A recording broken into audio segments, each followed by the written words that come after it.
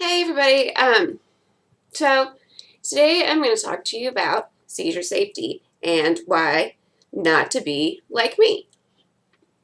If you're like if you're like a epilepsy superfan and you read my Tumblr, then yeah, this is the story that I told on my Tumblr. So Friday morning, Steve goes downtown for work.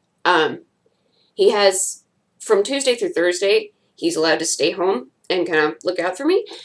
Because of ADA regulations that Trump and his friends want to get rid of. So like 10:30, I'm still feeling dizzy. But like the dirtiness was worse than the dizziness, so I'm finally like screw it and I get in the shower. This is when I did exactly two things right. I messaged Steve and told him that I was about to get in the shower, despite the fact that I was dizzy, and to call me in 15 minutes to, in my own words, make sure I'm not dead. Number two, I brought my phone with me and put it within reach on the bathroom sink. After that, everything I did was a lesson in what not to do. Getting in the shower in the first place, bad idea. Not owning a shower mat, bad idea. I ordered one on Amazon though, and it should be here by tonight. So I'll have it for tomorrow's shower.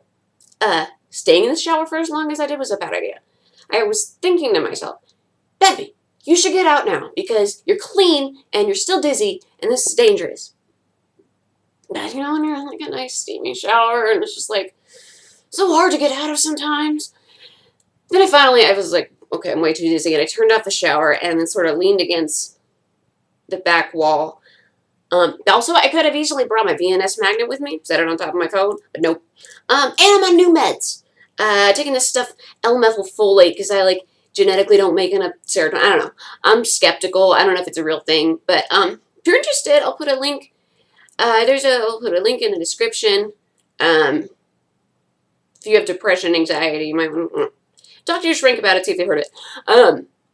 So next thing I know, I'm lying on the shower floor, or shower/tub, and I'm just in so much pain and just freaking terrified, and it took me forever just to get a grip on my phone, and then it took me like 10 minutes to get into it, because my hands were so slippery, I couldn't even like put in my, I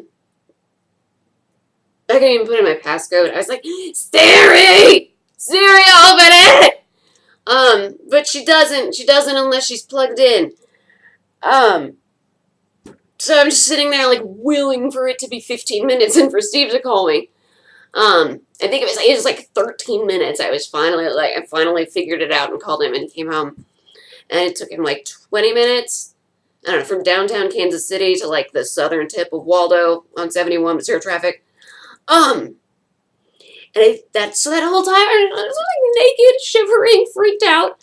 One point I was able to, like, drag myself out of the tub and onto the floor, and then Bucky, who was, freaking out, plus my parents' dog who was there for the weekend, it came in and started licking my butt, so I hauled myself back into the tub,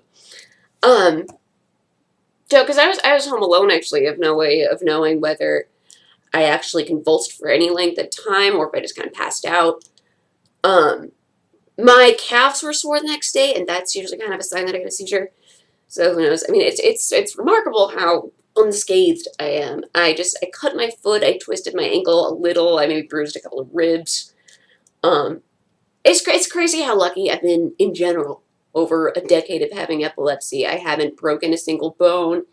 The first one I ever had was seconds after I jaywalked across a busy street. Like, I'm a woman of science.